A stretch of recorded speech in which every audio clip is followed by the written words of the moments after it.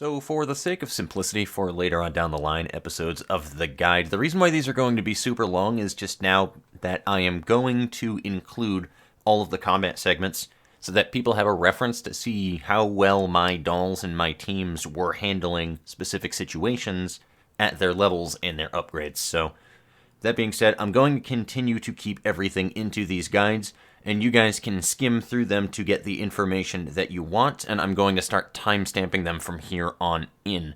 And that's really all that I need to say for this intro segment. So we're going to have all of the combat from all of Chapter 2's emergency in it, but there's some really good information towards the end regarding night battles that I highly recommend that you guys see, and it is in the timestamps as well as what you'll see right now when I am done editing it, and then I will have the edit on there. You'll see when these all start, and I really recommend that you guys take a look at those, because that's the really important, juicy bits of it. So, I'll let you guys continue. Hello everybody, and welcome back to the Generalist's Guide to Girls Frontline. So, today we're going to wind up completing Chapter 2-4E, or at least Mission 2-4E, and the reason for it is so that we can unlock night battles. Why do you want to unlock night battles? Well, the next big thing that you will need for upgrading and such is going to be, honestly, equipment enhancement, which you need to complete Midnight 1-4 in order to do. This is going to require a bit of investment, especially into your rifle T-dolls, so I would be very careful about this, and I do have some reference material for you guys when we get to the night battle chapter, but until we get to that point, we want to mostly just make sure that we're clearing as many different missions as we can. We can also help this out by going a little bit further into the actual chapters themselves, which we're probably going to wind up completing Chapter 3 before we touch night battle, but it's not necessarily needed, is all that I'm saying. There's a lot of different ways that you can branch out and do different things, and I just want to touch bases to tell you guys, like, when you are even able to clear these missions. And at the current moment, we should easily be able to clear 2-4. Maybe not necessarily get all of your medals, but you should easily be able to clear these missions at the state that I have with all of my different teams. Now, that being said, let's go ahead and move in here. I just want to show you guys something really quickly as well. During the time that I planned on doing the recording for this, I had the experience mode unlocked for combat simulations. Sorry, I got something in my eyes here. And in there, what you can do in combat simulations is you can bring two different teams and have like a dummy team like this of different T-dolls that you want to level up, and then bring in a carry team to be able to kill all of the units that are on that area, and, you know, win the stage for you. The XP will be evenly divided among all 10 dolls when you do so. This is something that I really often do on the third stage of XP Combat Simulation as well.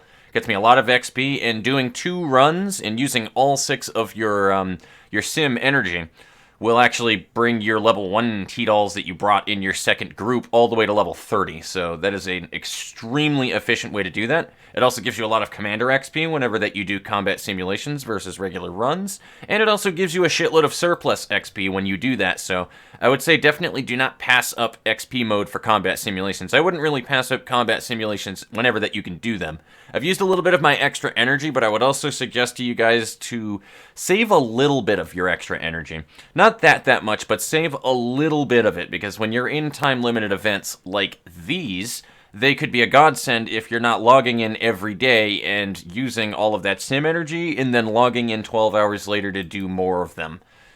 You don't necessarily need to do that the whole entire event, but during certain phases, it'll ask you to consume sim energy, which, as you see right here, use 50 sim energy, which is much easier to do when you have extra sim energy, again, if you are somebody like me where you miss login days kind of frequently. So that'll save your life if you have extra energy. It's just good to save it and then use it when you feel like it's needed. And it'll give you the extra points that you need for those point events, especially if you're trying to go for the Challenger medals, which are some of the really need to get all of the point event things in there, but some of those almost require you to put money into the game for tokens and stuff, so I wouldn't suggest going for those unless you are able to. But, that being said, we actually have a couple of different teams that we have set up. I've done a lot of grinding to get actually 4 teams up and rolling for 2-1E. So, let me just make sure this is 2-1E, because alright, cool. That is definitely it. This actually is another XP grind stage that you guys can use. Just letting you know, if you have, instead of using 2-3, you can do 2-1E. It's a higher level version of it.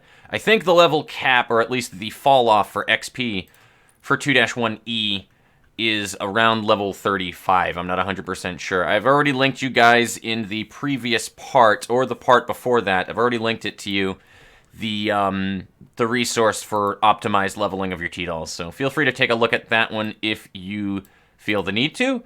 And I'm going to just build my other team here, if you don't mind, because I've been working on FNC, because she is a really good doll. Where did that person go? Yeah, thank you. I fucked that one up. But I'm going to build this other team, and I'll see you guys in a couple of seconds over on that page. Alright, and the other thing that I want to point out too, I just realized this, I was about to head out of here as well. If you guys notice, I do have some equipment to use on my dolls now to kind of really get the best out of them. I'm still waiting, because my RNG has been awful. I'm still waiting on an exoskeleton that is a tanking blue or a tanking green, though. I haven't pulled either one of those for the 3 or 4 stars. But I do have tanking white rarity 2 stars, which is fine. You don't really need them right now, but when you start getting into like the harder stuff, the harder CEs and stuff, I'd really highly recommend to make sure that you have at least 2 tanking green exoskeletons, definitely, to get those pretty high up there in there. I would stop at about upgrade level 5, then not worry about upgrading them as much. But I do have a pretty decent setup of everything going on here. Who was I going to put another... I'll put the other fucking... I have a bunch of scopes I can use, actually. Never mind. Okay, now that being said, also, before we go, there was one other thing I do need to show you guys. I'm a little bit discombobulated with things, so before we jump into 2-1, I want to show you the forward base camp, because I told you guys to hit level 20 of your commander level, and this is why. I wanted to go ahead and talk about this one for a short moment. So... forward base camp is going to be a big resource that I recommend that you all invest in. This is what I really highly recommend that you put your batteries into as soon as you are able to.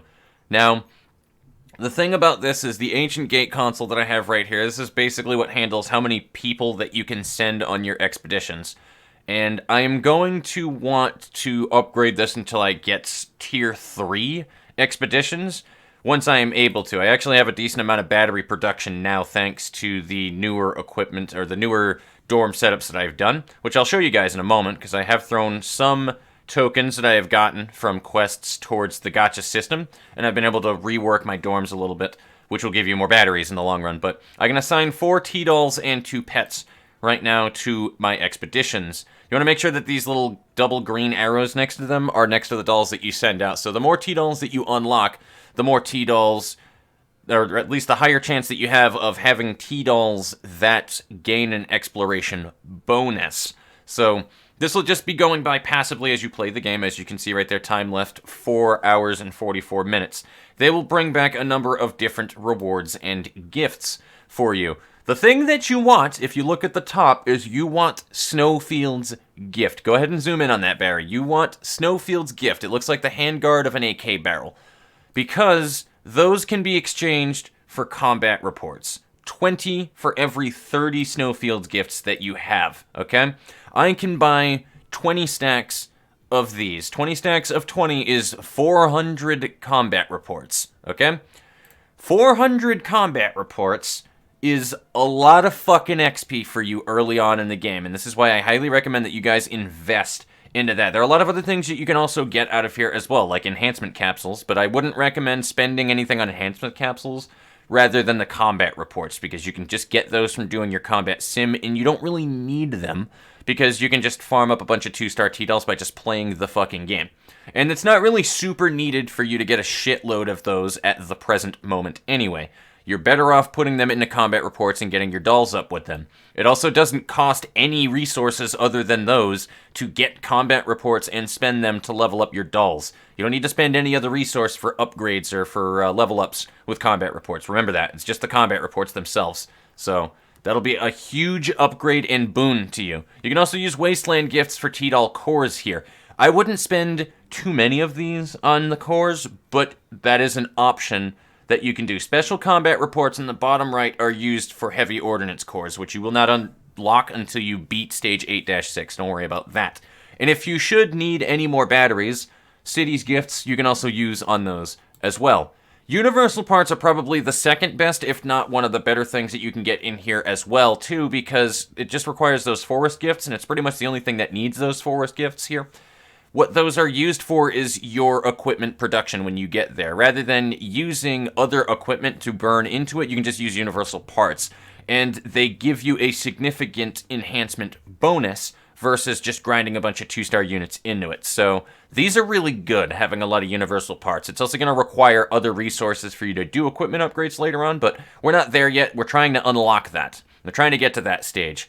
The reason, though, why I would say that you should focus on everything other than, or focus on combat reports and not really much else, though, with the items portion of this is because these little forest gifts can be used for unique equipment for your dolls. One that I highly recommend in here is this Ingram-only Max 10 upper receiver. This will pretty much boost an Ingram to your main tank very easily, well into, you can even use her into late game. She won't be the best late game tank, but this, like I said, I used Ingram as a main tank when I was in the late game, when I had no other really good tanks that were built at the time. It was mostly just my UMP 45 and my Ingram carrying the tank. So Ingram is a very fucking good SMG tank, and I highly recommend that you utilize her.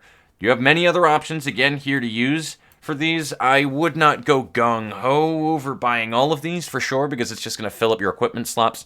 I know that the, slops, yes. I know the Type 95-97 infantry site here is also pretty good. So that's another good option. VM59, if you're running her as an early sniper, could be good. That'll be good for night battles. SIG 510 Fire Selector. I could see myself using that because of the crit rate right there. So that could also be really good if you're running SIG 510.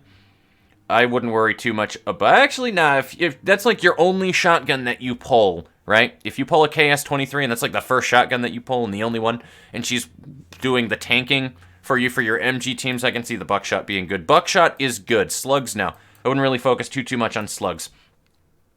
And then OTS-12, as you guys already know, right there is who we're running right now, I think. So, yeah, there's good shit here for you guys to utilize that you should probably utilize. And don't ever forget about these things, too, because fashion is always fun.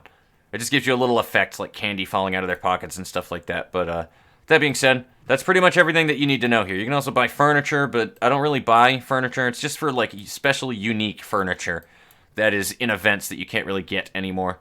So I wouldn't really... It's not too worth the investment, in my opinion, but it's just a thing. If you have extra shit later on down the line, you can buy it. So I would focus on, again, using this so that you can upgrade your loot rack. I just went to level 2, but you can upgrade it to a point where you can just set these on automatic exploration. They'll be running out, grabbing a ton of resources for you. Snowfield's gifts are what you're looking for so that you can buy combat reports and just boost your T-Dolls through the ranks. It's so much more efficient, infinitely more efficient than running a bunch of runs. It doesn't require any of your resources other than those Snowfield's gifts, which you will accrue passively over time. I cannot recommend that enough to you. But let's go ahead and move over to the extreme emergency runs. Okay, we're going to basically kind of time-lapse through these and see how this goes. I have 4 teams at level 30 and 3X right now. This can help you considerably if you're trying to go for silver and gold medals, but it's not needed. It really isn't needed. And we're just going to be going for the clear for 2-1 here. So, that being said, let me just go ahead and drop this team right here. We'll drop my main AR team with M4A1 because we absolutely should. And let's get a move on. And I hope that you guys also have been putting a little bit of investment, nothing crazy, but a little bit of investment into your skills for your main T-Dolls. Like, M4A1, definitely invest in her skill. You'll need it later on down the line anyway. So you can way over upgrade that and you'll be perfectly fine. So, and Jaeger units right here, I think, are what they called. Those little snipers in the back are a big issue. They will... You need to kill the front line to get to them or have a sniper in your team to be able to hit that back line. It's one of those weird reasons why having a rifle in a mixed team with ARs can actually be a boon for you. Rather than an AR in the middle, you can just put like a sniper in the middle and then 2 ARs on the corners buffed by your SMG in the front and stuff. And it could be pretty good for those Jaegers in the back. It could really take those fucking... I think those are Jaegers. If not, then they're the little metal dudes that sit in the back with the metal face masks and shit. But they can be a bit of a pain in the ass for you, the ones that just sit back right there. And a good sniper can help you out with that one. But as you can see, we're pretty much just ripping rolling through this one pretty fucking easily. Luckily, because of the fact that I have 4 teams, we should be able to just run through this one, and I don't even need to worry about my repairing of units that much, because I can just swap over to my other 2 teams that I have at the time. So it doesn't really matter that terribly much to me that we're taking a little bit of damage. And even still, the upgrade should be fast enough, or the repair should be fast enough.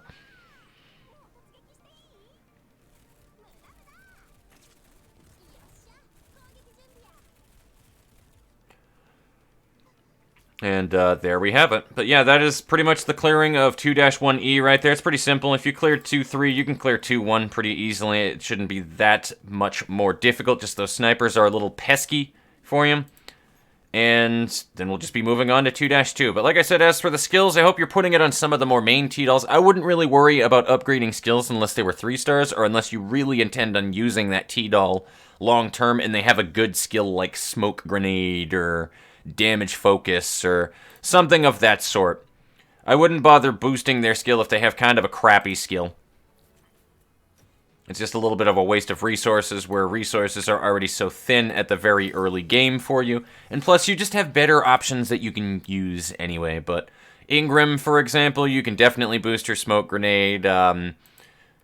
You can boost FNC. FNC is a great option to boost AK. Even Astra could help you considerably if you have them. But pretty much like anybody on this list for the most part, I would say. Sten could be useful. I wouldn't upgrade Sten's skill, though, because I think that's just a hand grenade. She's good as a generally used tank, but I wouldn't worry about her skill upgrade, though. But yeah, Ingram, Astra, AK, FNC, and honestly, Scorpion, I would even upgrade hers. Incendiary grenades are quite nice.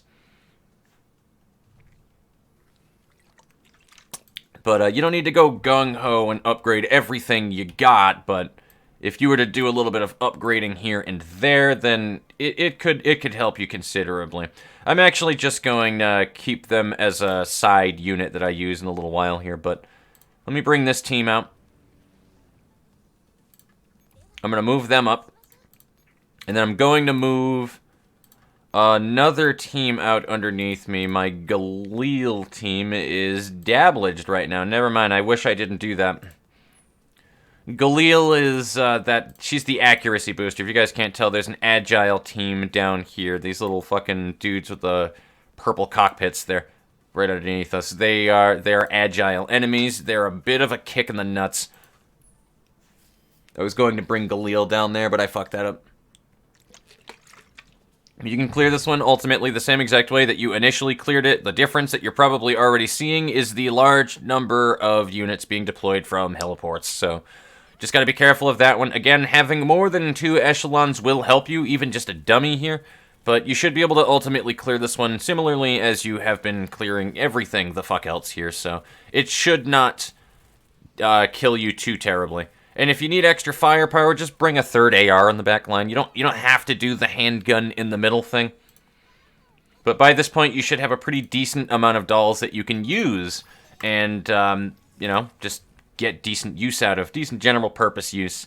And you have heliports that you can repair at and just use a quick repair for it. I don't use them in this recording session, really. But that doesn't mean that you're a bad player because you need to use those quick repair contracts. They're there in the game for a reason. Use them. But emergency chapter 2 shouldn't really... It shouldn't kill you too badly. Oh yeah, they're agile as fuck.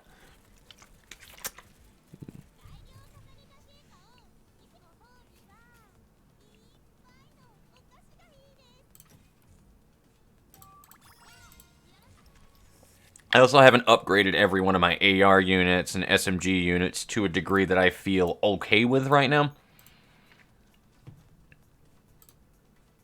So that's a lot of my, like, shortcomings here. I may or may not time-lapse this now that I think about it. I don't know. It's up to you guys. It's just, this is to really show you guys, like, how well the units that I have do in these runs so that you have a bit of a reference to work with here. And then I also show you, like, their stats and stuff afterwards. So I can do that for you before I wind up doing any upgrades here. My upgrades aren't, like, over the top on my T-Dolls, though. They do not have, like, the best stats that they could have right now. Make no mistake about that.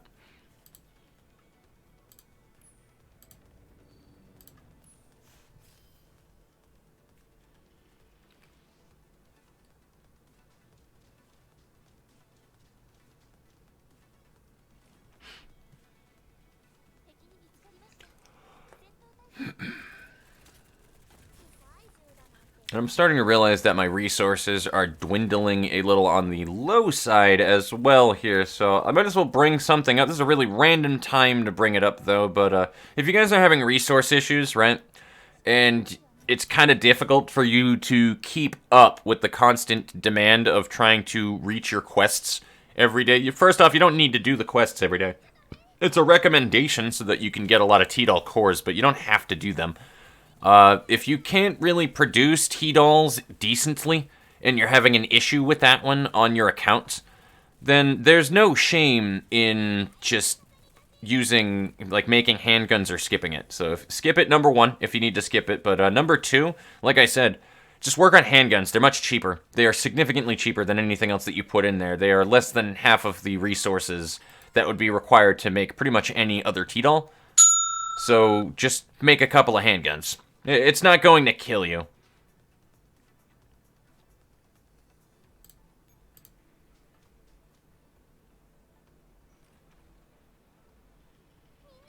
How am I going to take this heliport here?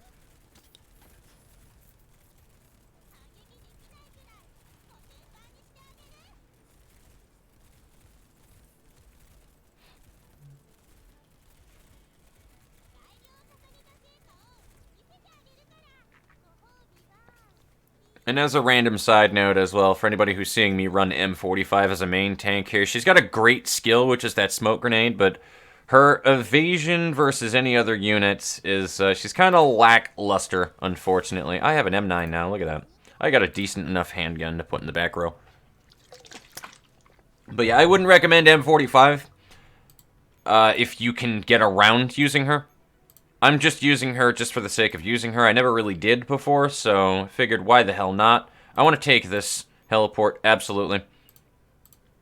And then I'm going to deploy one more echelon as a dummy echelon here. And I'm kind of just burning resources I don't need to burn here, but that's fine. Actually, let me just repair them really quickly. Or at least specifically M45. There we go. Alright, cool. We should be good there. Now I can start really moving these units out to capture shit. Now, if this motherfucker moves above my Echelon 2, which he did, alright, cool. I'm going to take them out with M4's team. But this is the benefit of just winning by a large amount of echelons. There's a big drawback, though, to what I am doing here, guys, and I can't say that I just recommend that for every player playing the way that I do. I'm doing it because I know that I can handle it and I know what to expect, and I'm kind of just going on and off on my own playstyle, how I'm handling this account and this whole entire playthrough that I am doing for the guide. But, the big drawback mostly is that having 4 3x teams at level 30 is going to be a huge drain on resources, so I cannot really recommend this strat to a lot of newcomers.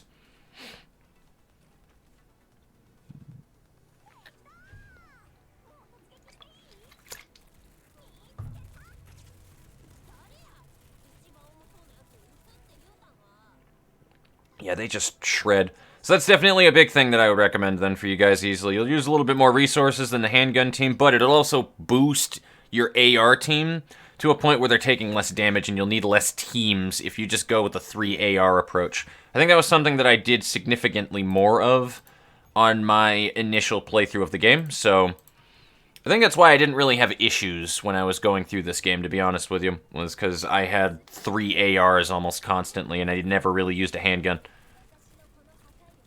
Like I said, more of a drain on resources for that alone team because you have an AR instead of a handgun, but then you need less teams, so is it really that much of a stain on resources if you're using fewer teams? I don't know. Really depends on what you guys' playstyle is, again. But the 3 AR approach is definitely quite powerful. From what I'm seeing right here, though, we're not really having big issues, like literally at all. This is about what you would expect out of this run.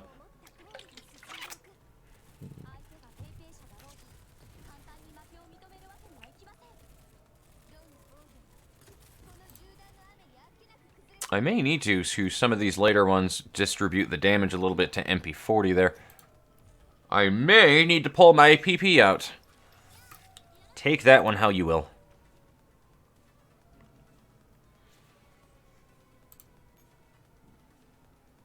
Oh, that's problematic. I need to take that heliport, actually.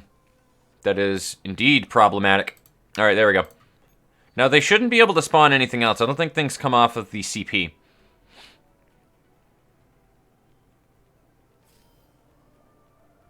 Yeah. Alright, cool. We're good. We are great. And again, we got the usual daily fire engine bullshit that always happens when I start recording. And a plane. Look at that. It's like the entire city just started screaming out, "I will not be silenced." But that'll give us our silver medal, so I don't have to worry about it later on.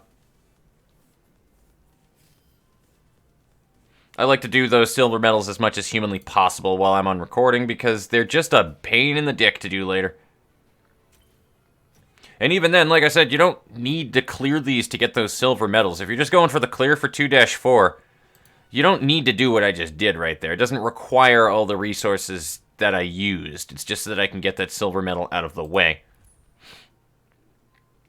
And we're just gonna fucking marathon it. I'm literally just gonna marathon this to show you guys that you can absolutely marathon it.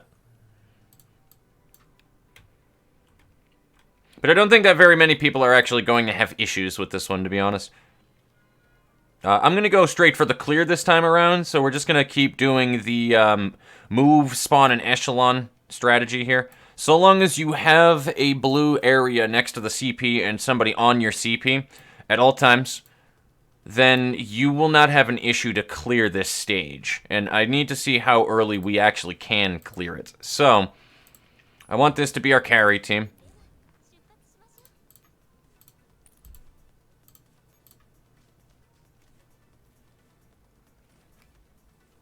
I'll even bring out my M4 team, actually. Fuck it. Like I said, they're my most upgraded team, so they're most likely... And they also have 3 ARs, so they're most likely to be able to deal with these quite well. And Sten's evasion, as well as Type 64's evasion, is just kind of unmatched right now versus every other tank that I have, so... There's really no reason not to use that team either.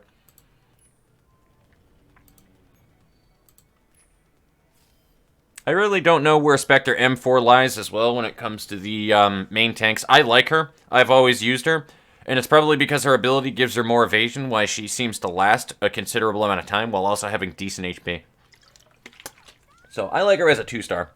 But I don't know where she stands in the overall, like, the grand scheme of all your options that you can have in this game. I'm far from being able to make that kind of comparison. But for everything that I have used her for, including 5xing, 4xing, to be able to have a second backup team for events with my buddy's account when I was trying to clear it with him, she does the job. I never had a problem with her. She does the fucking job. And grenades also are helping considerably with this back line.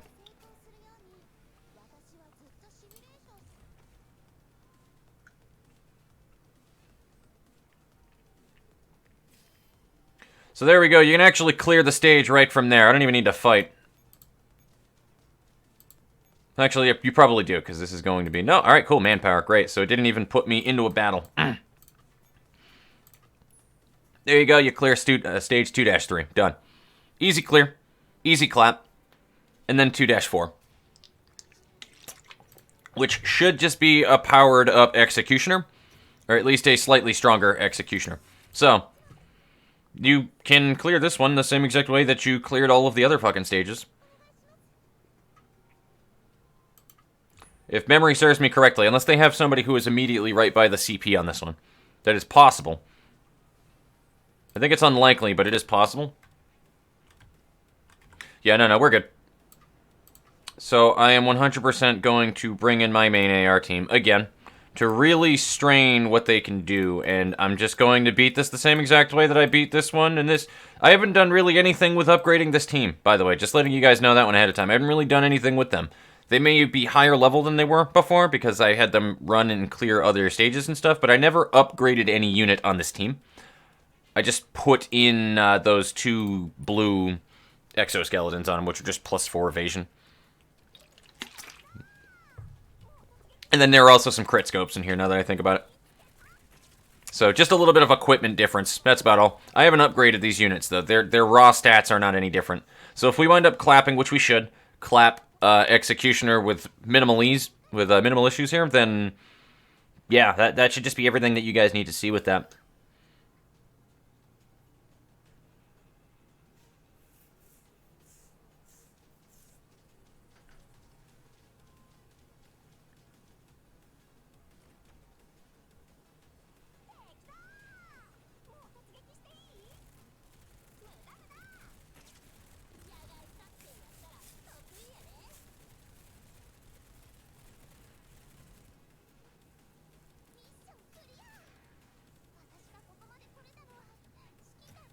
Yeah, it seems like we're not really having issues trying to keep everything going and keeping the momentum to be able to get to Executioner. Though you will notice that she actually moved off of the CP now, which she will do in the emergency versions.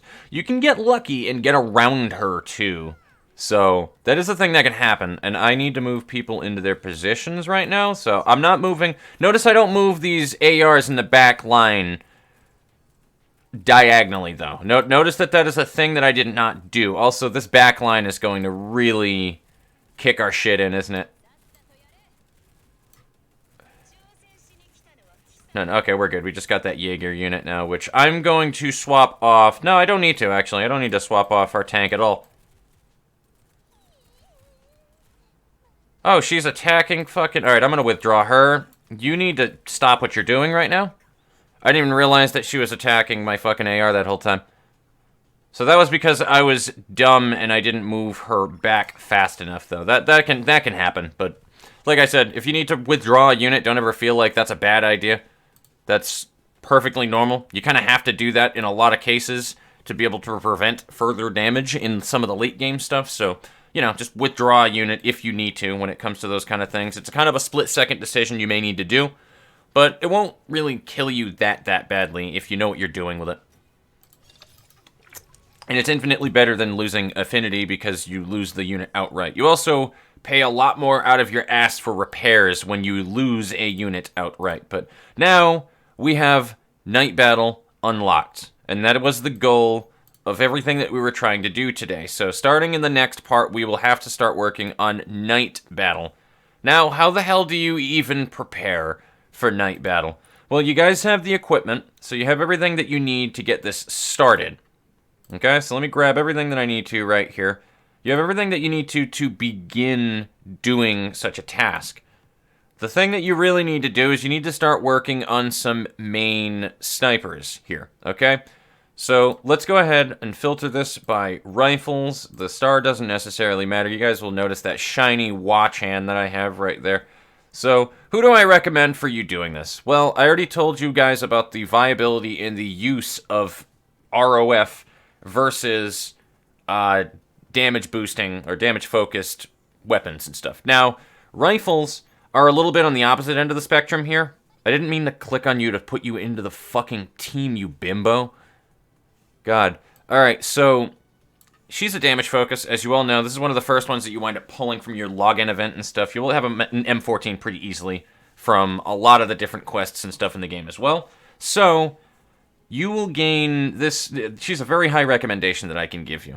Definitely. You can put her in the bottom left or the top left, and she will buff whatever handgun that you have in the front row. If you're using a handgun to buff the front row for your rifle team, which is kind of recommended, to be honest with you, but I'm actually going to suggest you guys to do something really weird for your rifle teams, just for the sake of having added survivability for it, though. When you make a rifle team, put an SMG in the front row. You're not going to have any tile synergy here. You're definitely not. But if you do that, then you wind up having a much better tank in the front line. I wouldn't rely on a 3x level 30 handgun at all to tank any front lines that you have. I would not recommend that when you go into night battle, when you build your rifle teams. Now, like I said, there is a resource I will be giving for when we do this, okay? I'll even put it out now, and I'll put it into the next episode as well, for being able to clear your night battles and what teams are recommended and where you should move to do these. I recommend you use that resource because night battles are a little scary and hectic, and there's a lot of RNG behind them. Even if you have teams that are very capable of clearing night battle, there's a good chance that you still might lose the run because an enemy moved in a really weird way that wasn't expected. But the most important thing is you need to be prepared by having an upgraded and a level 30 3x rifle or two. Definitely you want 2 or 3 or even more than that, to be honest with you, if you can. Definitely try to go for 3. 2 is like the bare minimum, so that you can have 2 rifles on a team and then have them just gunning shit down.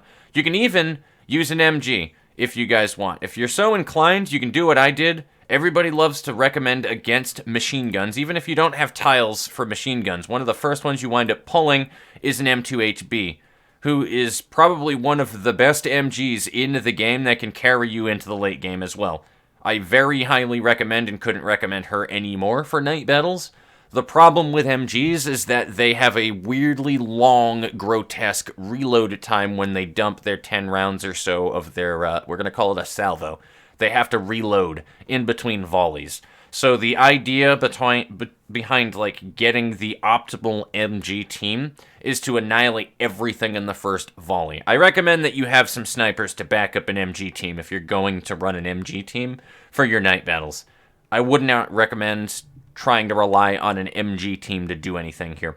If you happen to have a shotgun by this point in the game too, it can help you considerably, because rather than relying on evasion to do things, it can be nice to just have the guaranteed 1 point of damage with the armor from a shotgun. That can be very beneficial. I also run night battle teams that are really weird where they have a shotgun and an SMG, usually an Ingram for my tank. I have an SMG in like the bottom roast 2 position, which would be this middle row at the bottom, and then I'll have a shotgun in the front line middle. Whereas I have MGs and ARs in the back or something. So I do run weird fucking teams for night battles, and it actually does work. I wouldn't worry too much about a hybrid team, though, but that'll also be on the guide that I said before. It usually features just a rifle with some AR compositions that you have in there. And if you buff your ARs to have enough damage anyway, remember that it will completely bypass armor, so having really powerful ARs can eat early game armor. But we'll talk about it more later on, like I said, so your homework for what you're trying to do here, I wouldn't worry about trying to get all of your medals for 2-3, or 2-1 through 2-4E. But if you want to, you're more than welcome to do that if you have the resources and the teams to do it. Try to get not a Wachan to fucking level 30 and 3x. You guys remember what I told you about that. As useful as a Wachan would be, that is a ton of resources that you're spending on it, and you can do it with other rifles. I believe in you, and I know that you can. Rate of fire boosting rifles will help you considerably more than damage boosting ones, and as for rate of fire ones, let's get into that one. Here's a rate of fire booster. You remember when I was telling you guys that if you wind up working on your expeditions, you can get her unique equipment? That is one of the unique equipments that was in there. She can probably carry you considerably into night battles if you wind up getting enough of those rewards for it as well. So I can recommend her for sure. She's a great 2-star that you can do. As for anybody else, SKS is also a rate of fire booster. I wouldn't worry about the handgun boost too much. That's not super beneficial unless you have a handgun in the back row that's boosting them, which I recommend that you definitely do with a rifle team. Definitely have a handgun in between them. If you wind up pulling a Grizzly for a handgun, all right, if you wind up actually pulling a Grizzly handgun, which I don't actually have, then she could be very beneficial to have in your back row. If you're so inclined where you have to have a handgun on the front line, say that you wind up investing into like a 4X handgun or something like that. If you really need to do that, MK23 is a great choice that you can do. She's a very good choice. Another good choice for early game. I don't have her, but Makarov is the tank that you get before a Well Rod, which is a 5-star. So she can be very beneficial.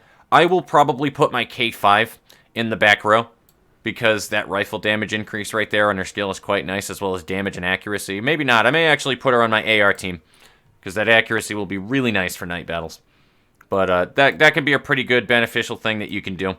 But as far as rifles go, I definitely recommend SKS, I recommend VM59, and I recommend FN49, which is a damage-focused AR. She also has a neural upgrade when she hits level 100 later on down the line. So if you think that she's super adorable and waifu material and you can't get over the fact that she has really cute leggings and shit, then, which is me, absolutely, I'm not trying to fucking shut up, I'm not projecting, you are, then absolutely, work on her. She is a very good use, very useful, rather. As an addendum to the statement to FN49, if you were to go ahead and look at the Game Press guide, it'll tell you that she is highly not recommended for her really poor base stats, but there's a couple of things that I want you guys to bear in mind when it comes to me highly recommending this unit, and not just going towards the mod 2, which actually boosts her rate of fire, while she's also boosting her damage, by the way, so it actually does put her a little bit up in numbers on top of being past the level 100 cap, but that's not what we're talking about. You actually get this unit at level 35 and 3x from the quests just from going through the story with career quests, so you will already have her readily available for you at level 35. So she's already good to go, and you don't have to build her like other unit options. Secondly, you can also use her as a swap-in if you're repairing your main unit and you don't want to like put anything into it, so she's an option there. The more units that you have as you're leveling, remember, you can swap them out while you're repairing them if you're doing the free-to-play approach as well, or if you just don't have many express repairs for it. And there are still uses for over-leveled T-dolls that you don't use in the late game, so it's not a waste of investment. She is a very low investment, but pretty good payout doll, especially when you get into the mod 2 territory, so I'm going to continue to recommend her, despite what you guys may read elsewhere about not recommending her. And this can be said with a lot of different T-dolls. If you have the right supporting team, you can bring them into some of the later game stuff. They're just not going to perform like a fucking 5-star T-doll that you pull out of production, obviously. Besides, isn't this fucking PNG file worth it right there? It changes her art to this gorgeous shit right here that you see on screen when you get her to mod 3. I wanted to bring her to mod 3 just for the picture. That's about it. That's fucking adorable. And, fucking your Gewehr, fucking G43 sniper right here is also a pretty good option. Rate of fire at nighttime, 45%. Can't really get much better than that. These are dolls, too, where if you intend on using these rifles for a while for your night battle, I would upgrade their skills. If you really like them, I would definitely upgrade their skills, especially FN49, if you're going to use her and you intend on using her neural upgrade later on down the line, because it's her neural upgrade skill, I can almost guarantee you, is going to be based off of her main skill. I've never seen it before, don't quote me on that, but that's how a lot of the neural upgrades tend to work, is it's something in addition and in tandem to their main skill.